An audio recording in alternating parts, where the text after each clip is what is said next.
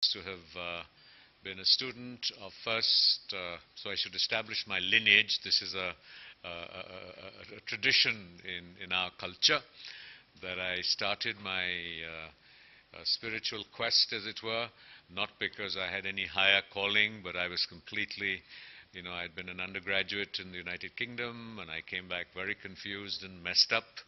And so I began to look for insights and answers to my own problems and to my own struggles. And I gravitated to the Ramakrishna mission, and Swami Ranganathananda of the Ramakrishna mission was my first teacher.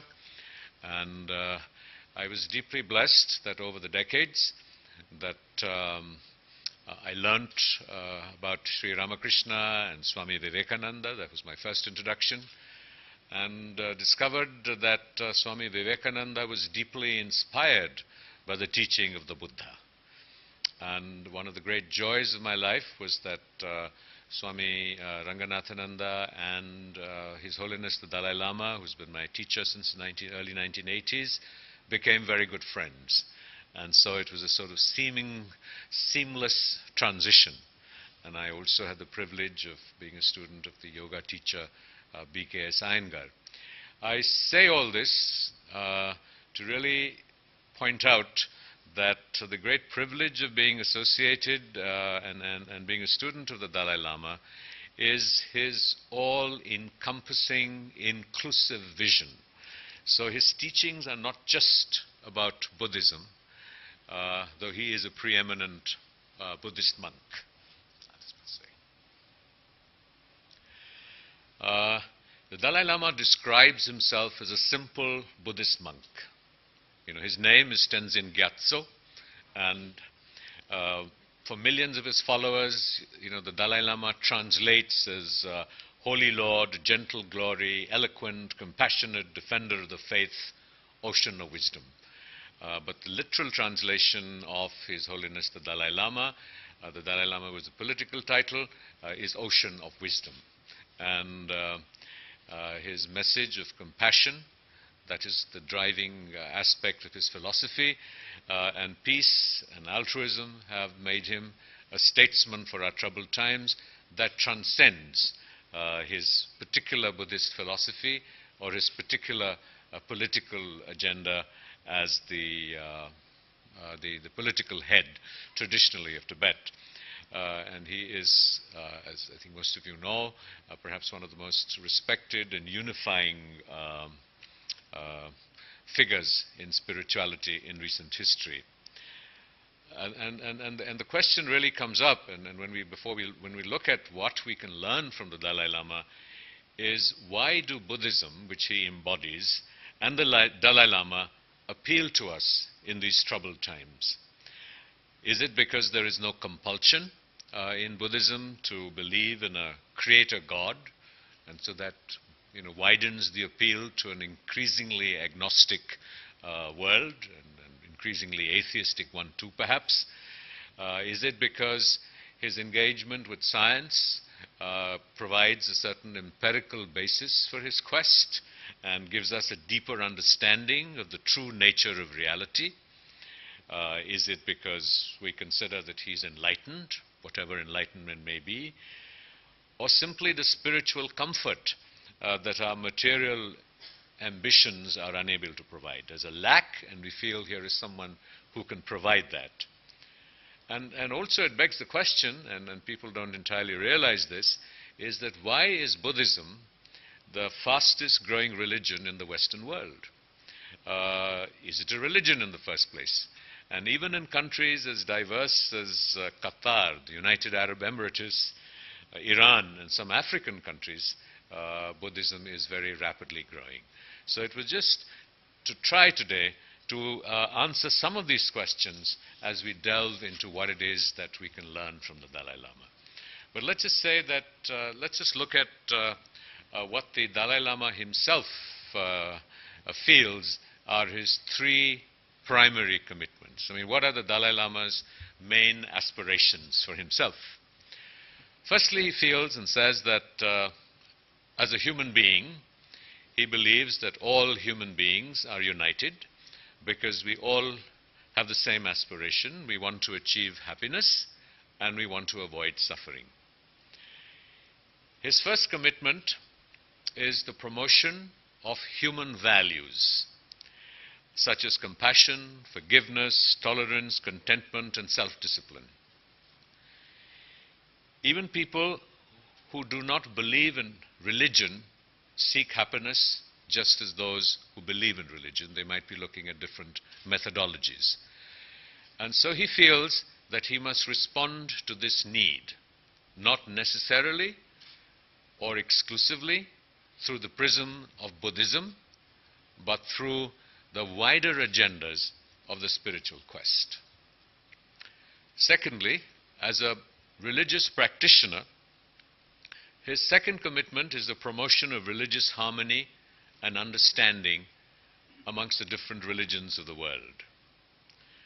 Despite their differences, he believes that all religions have the potential to promote happiness and secure contentment for their people. And as far as one truth, that every religion has its own sense of its own truth is concerned, he believes that that is a personal matter, and that certainly at a societal level we should seek and accept a diversity of truth. Thirdly, His Holiness is a Tibetan and carries the name, the title of the Dalai Lama, and his third major commitment is to preserve Tibet's Buddhist civilizational heritage with a culture of peace and non-violence. I'll touch just very briefly, because that is not his primary message, but we learn from it, on the political aspect of His Holiness. For more than 6 million Tibetans, despite China's continuing genocide, he represents their hope for a future of Tibet where they will be able to revive their old civilizational heritage that will synthesize the ancient with the modern and make real the vision of the Dalai Lama for their future. Yet, what is very significant is that this is asserted without any hatred for the Chinese. I remember my first visit to Dharamsala in the early 1980s, and where I was stunned to see that on the prayer flags and in the prayer mats of the Tibetan monks was inscribed, "Pray for the Chinese." They began every day's prayers that the veils of ignorance may lift from the hearts and minds of the Chinese people. So here was a community who had seen 1 million Tibetans killed by the Chinese invasion and genocide of Tibet, to see more than 10,000 monasteries destroyed. And yet here was a nation, a people in exile, who were praying that the veils of illusion and delusion should lift from the Chinese. So this is a community led by a great master who actually embody the aspiration of the teachings. In keeping with the Buddhist teachings, the Dalai Lama has democratized the Tibetan community in exile. He has frequently argued that the future of Tibet is not the future of the Dalai Lama. It is the future of the Tibetan people. Both their rights and their freedoms inside Tibet and outside Tibet. And he has emphasized he is not seeking political freedom for the people inside Tibet, but the freedom to preserve their civilizational heritage. So there is no political conflict with the Chinese people. And it is in keeping with that framework that he has accepted the idea of a Tibetan autonomous region where China retains political power, but the Tibetans have religious freedom. We were just having a word with Mr. Karthikeyan here, and he mentioned that a lot of people feel that the Dalai Lama has been very soft on the Chinese. And there are sections, not as many as people imagine, within the Tibetan community in exile who feel the same way. But where the Dalai Lama comes from is that his commitment to the true nature of reality is A, the middle path approach, which is the center of the Buddhist aspiration, and B, that the Dalai Lama does not negotiate. As a man of truth, he considers the middle path, Tibetan autonomous region with the freedom to pursue their religion, to be justice. So he doesn't, on a scale of 10, say, if I ask for X, I will get Y. He asks for what he believes is just and true. So he's not engaged in the conventional vocabulary of negotiation, that you pitch for something, you argue, you discuss, and then you settle for something less. Now, in contemporary vocabulary, that may be a very unskillful thing to do. But the higher aspiration is justice. And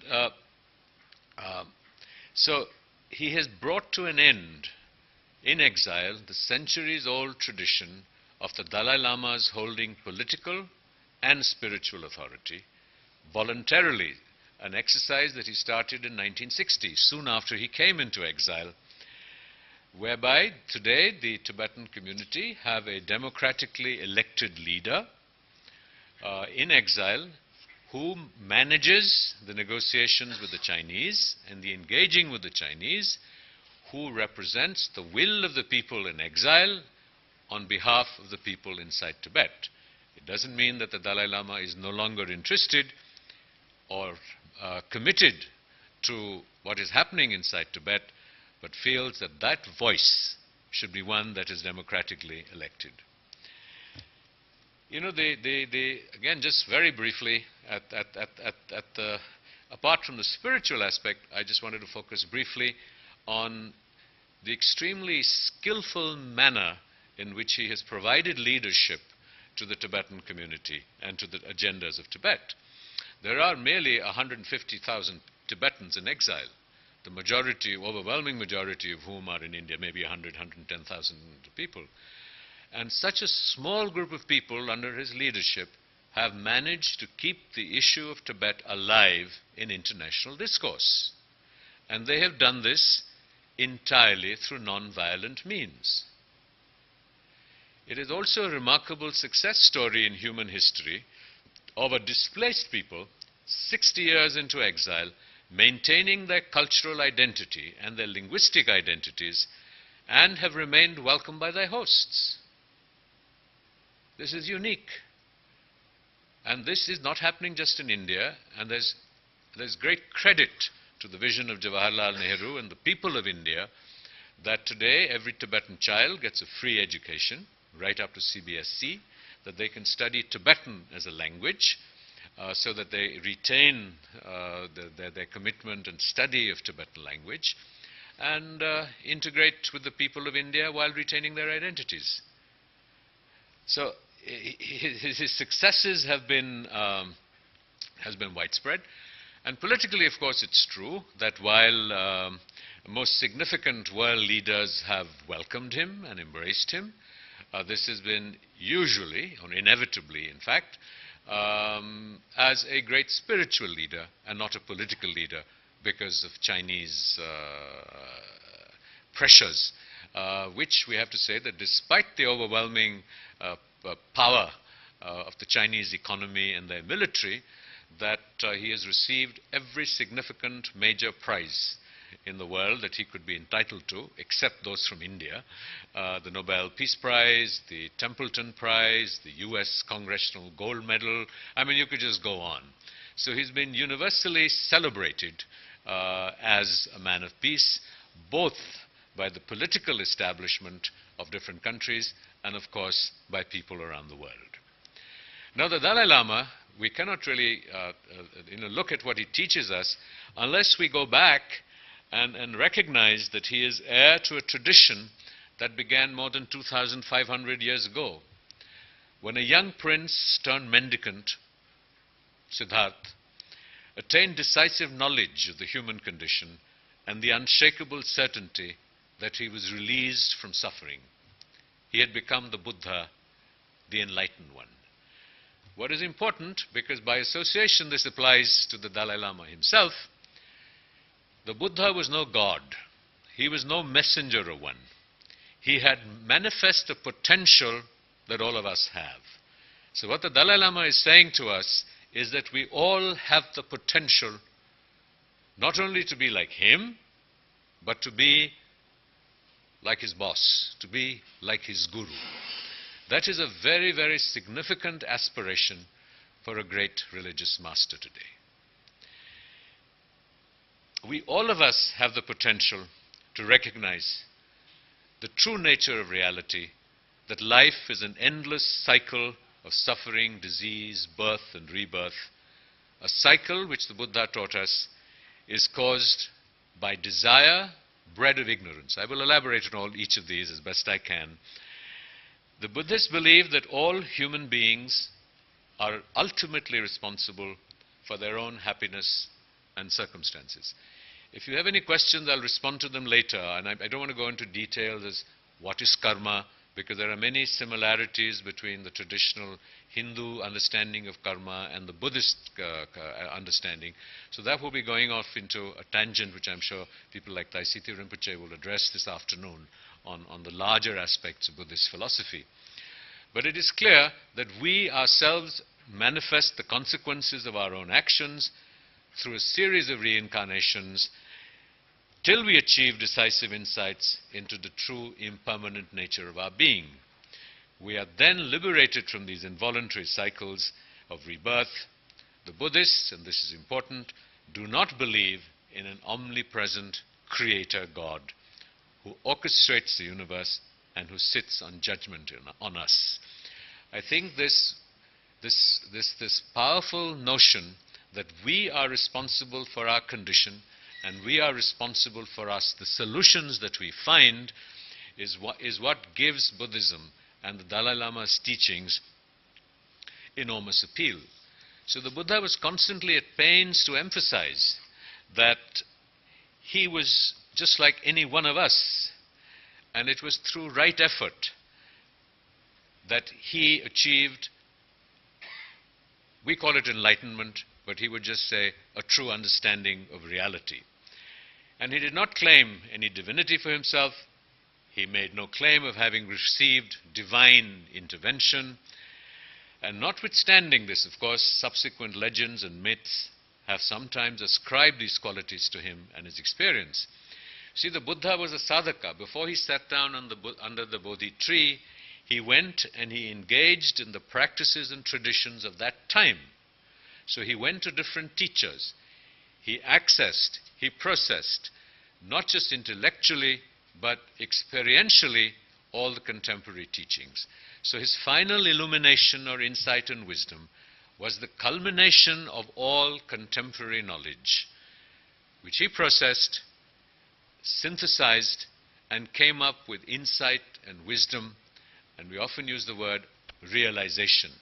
And I will again delve on what I mean by realization in due course.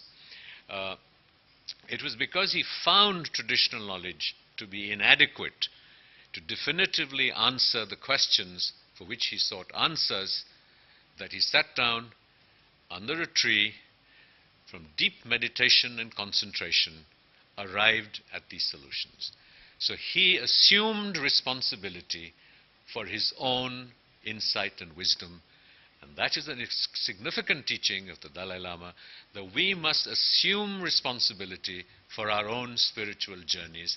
We do not abdicate our spiritual journeys to a teacher, to a god, or to a particular philosophy. And the Buddha only pointed the way. And his insights have survived more than 2,500 years ago, because he also taught that to be of real value, his answers cannot be our answers. Unless they respond to our own questions, our own experience, our own reason and logic, a result of our own journey through our own discipline, study and practice. So the emphasis all around has been on us taking responsibility for our own journeys and for our own lives. We cannot find happiness or success as mere followers of someone else's script. We have to write our own. if there is a difference between our understanding and that of the Buddha, then our perspectives must prevail. They must be tested by our reason and logic. And I keep re-emphasizing reason and logic. And I will come again later to how contemporary Buddhist practice juxtaposes emotion, feeling, with reason and logic in its practice. It also, the Buddha acknowledged that our perceptions and approaches would be different. So even in his own lifetime, the Buddha taught different people different things at different times. So sometimes his teachings even appear contradictory, because he was teaching responding to the capacities and the concerns and the situations of the different people he was teaching. So here you have, within a particular tradition itself, diversity. It is not locked in to a single perspective, or certainly not to a single technique. But what was the essence of what the Buddha taught? And many of you will have heard of the Four Noble Truths. I will not delve into the details of the Four Noble Truths, but what was the essence of that? The Buddha emphasized that suffering was inherent in the human condition so long as we are caught up in the cycles of karma, the impersonal law of cause and effect that governs all our actions. The interesting variation here was that he also taught that this cycle can be broken by the motivations behind our actions, so that they are driven by altruism and compassion. Well, it's not what I had planned to speak, but I think it's important that I flag this, because the way we understand karma in Buddhism is not, when we say it's an impersonal law, it doesn't mean, that there is someone sitting in judgment who then decides good karma, bad karma, you go to hell, you go to heaven, and does the balancing of it.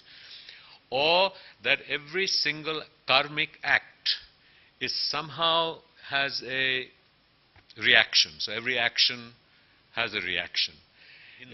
But Muslims, I lie. I say, no, there is no one here. And actually that will not, I have told a lie in pure terms, but because my motivation was not myself, but to do something larger than myself, I will not have done an evil deed. The karmic imprint will in fact be positive, because I will have taken the risk and gone beyond myself in order to help someone else. So karma is an extremely complex and nuanced notion based on the imprints that it leaves on our consciousness. And so a particular action that leaves a particular imprint can be diluted or modified by another action that leaves a different kind of footprint. So substantially at any time, we are responding at the total outcomes of this matrix of inputs onto our consciousness. Now, when we say consciousness, it also is pointing to the fact that when we say that our karma carries from one lifetime to the other, how is it carried? It is because the subtle mind of consciousness that moves from one life to the other carries forward these imprints on our consciousness, which then predispose us to particular forms of action and particular experiences. So what Buddhism and His Holiness provide us is both a scientific, a theoretical basis for the understanding